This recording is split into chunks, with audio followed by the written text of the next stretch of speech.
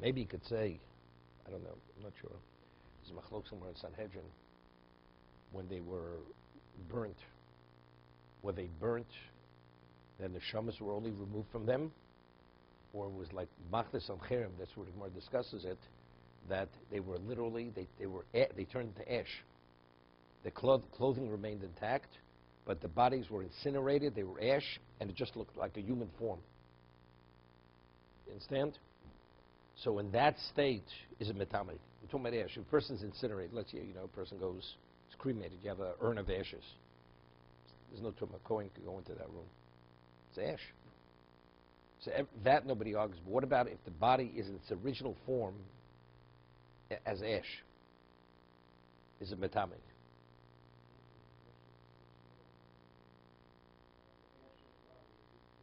No.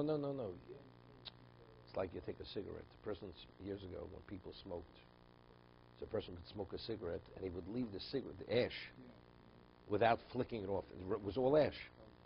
So the Gemara says that the bodies, when incinerated, they look like a body. But you touch it, it would just fall apart. But until it was moved, it was intact. So over here, is that metame? Right? So one opinion, Gemara says they were incinerated. One says two, like threads of fire went into the nostrils and burnt out the neshamas. But the body was not in any way compromised because of this. The other one says no, the bodies were actually incinerated. So if they were incinerated, they were burnt. But still, but I think the Gemara says if it's in human, if the form remains, it's still matame. It's once you touch it, that's when it falls apart. So it could be that's the pshat. Once they touched it to remove it, it turned to ash. So if it turned to ash, it's not matame any longer. So what do you have to remove it?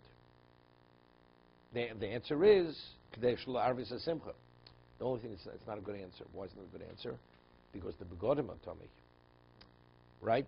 The body before it fell apart, it contaminated the garment. If you have a contaminated garment in the sanctuary, you're not permitted to leave it there. It has to also be taken. Any contaminated object cannot remain, whether it's the sheretz or it's the kli that's tummy, has to be removed from the sanctuary, from the azora.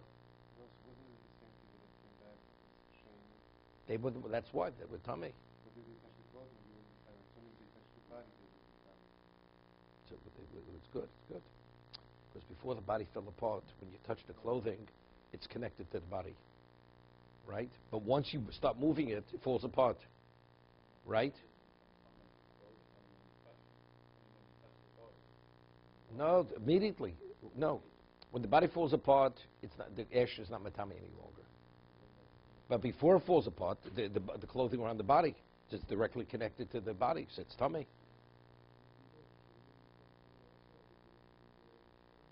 No, it was in the chotzer. It happened in the chotzer. It was outside, the courtyard. But if they went into the, what's it called? It's true. If they went into the, there's a question of where they brought this. Did they attempt to bring it? Did they actually sacrifice it? I mean, the Ramban speaks about this. You're not permitted on the Mizbeach HaChitzon, right? The Mizbeach Olo, you could bring something voluntarily, right? A Nadava. On Mizbeach Hazov, Ketoris cannot be brought in Nadava. You can't just donate Ketoris.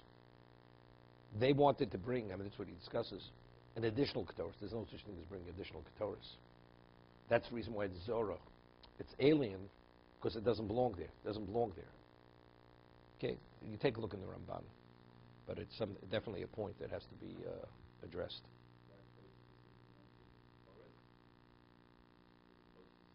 No. What exactly was the chet? Because it says Eish Zorah. Is the fire or is the Ketoris? What exactly? No, it says they took Ketoris. It says they took Ketoris. They took two. They took fire and they took additional Ketoris. They took two. So what was the chet? Was it the fire or was it the Ketoris? Because it says they took Eish Zorah and they took Ketoris. So was the fire or was it the Ketoris? Okay.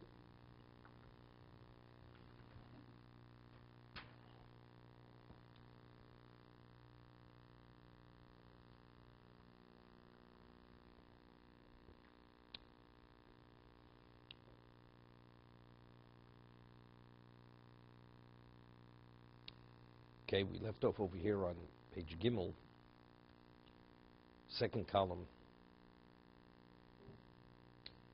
Okay, it says that a person is a shval ruach. Hashem values it as if he brought all the korbanos. So he explained that why is the person a shval ruach? Why is he low-spirited, humble to that degree? Because he feels versus Hashem, he's nothing. He has no value other than Hashem. His whole value is Hashem. So he doesn't have any value unto himself. And that's the concept of a korban. So each korban has a certain representation, whether it's Ne'olah, Shlomim, Achatos. So it only addresses bittul in that area. But a person who's totally negated, so that's the equivalent. He's addressing upon what all the korbanos accomplish. So he explained that a person, the human being, is the melech ha'olam. God created the world for the person. So if the person himself, where he has the world at his disposal, he feels that his value is only to serve Hashem, so what's the value of all existence? Therefore, all existence, what's its value? Its value, it takes on the value, everything's for Hashem. That's what he said yesterday. That's where we left off. Kasher Odom einu klum, ki Odom hu hakol, hu melech al kol hanimtzoim. V'kasher Odom einu klum, kol hanimtzom einu klum, u'bezeh nechshav k'she'odom rucho nemucho, when the person he's low-spirited, kamo kol hakarbonos chen omer, kain, gam kain, gedola tefillah shishkula keneged karbonos. Tefillah is so great and so profound, it's the equivalent to bring all the karbonos. Kamoshi's buyer. For the same reason, when a person stands before Hashem and you have that audience, how's the person supposed to feel? You negated. V'omerod v'lo'od el shenat tefillah in the messes, and it says his tefillah will not be detested. Dovze bi'arun loch l'malin ki Hashem yisborach hu odeh pone rishono el mishu olul. Hashem is the cause with the effect. Right? So there's a connection between the cause and the effect. V'zoshit filos in the messes kashu osa atzmo olol el oleh pole elov. I'll give you an example. Person is an employee, and the employer trained them and raised them from nothing till at advanced level in the company, and he pays his salary, and he's totally dependent on him. And the person, the employee, becomes arrogant, and he speaks to the employer as he's his equal, as if he's independent of him. I mean, the man's amazed. What's going on over here? Whatever you are, I made you. Whatever you have today, I still give you. And you're acting and behaving as if you're my equal, as if you're independent of what I am. So what does the employer do? He says what? He distances himself. He has nothing to do with him, and eventually he terminates him if the behavior continues. Hashem is the cause with the effect. Every aspect of what we are is because he wills it. So if the person identifies with the source, I am what I am because of the one who made me and who wills me, so the cause has relevance to the effect. But if the effect acts independent of the cause, Hashem says, I have nothing to do with you people, with you. Therefore, it's tefillos and the messes. Then Hashem says, you're here again. You understand? That's the concept. V'uhefech hashikur asher tfilosi toevo. Hear this. It says, the verse, the person stands before Hashem and he's in a drunken state. His tefillah is toevo. It's an abomination. Shunasis bal guf gashmi below seichel. Dovza toevo Hashem yisborach. A person is endowed with intelligence. What a person goes and he does something which doesn't allow him to function as an intelligent being.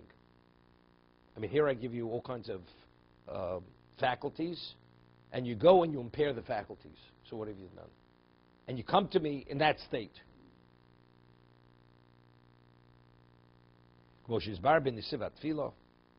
Interesting.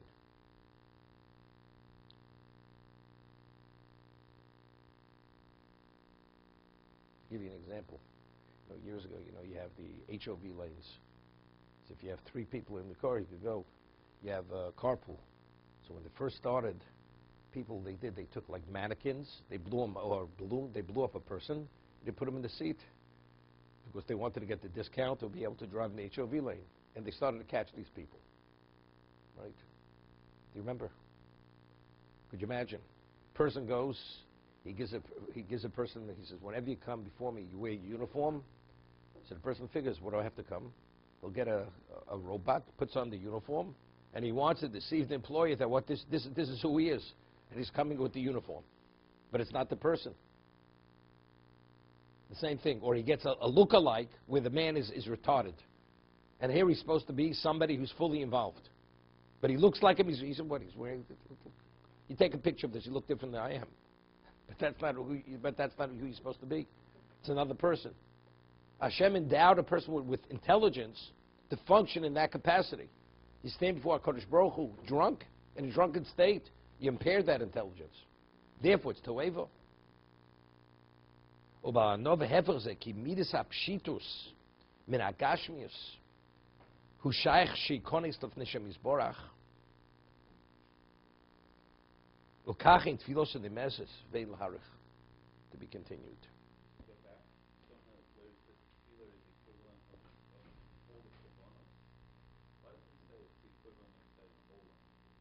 No, it's more. No, that's. But he said that earlier. We hear yesterday. Okay, so he said each korban addresses and corresponds to another aspect of something. Okay.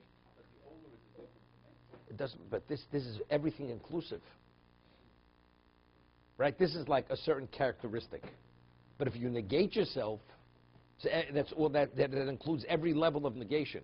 I negate myself because I sinned. I negate myself because I revere you. By negating yourself totally, so then you've addressed everything. Whatever each korban represents, you're actually identifying with that.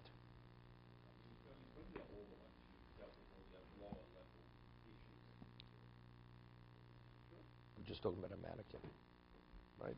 A look-alike. Avrami goes, he has the, by the way, I want everybody to know the marals we use. We're able, because Avrami gave us, he says, look, if the morals are here, he can show up a little bit later. It's okay. I would think that. Okay, you see that? That's to relieve his conscience. I can read his mind. Okay. If you think you're going to be spared, forget about it.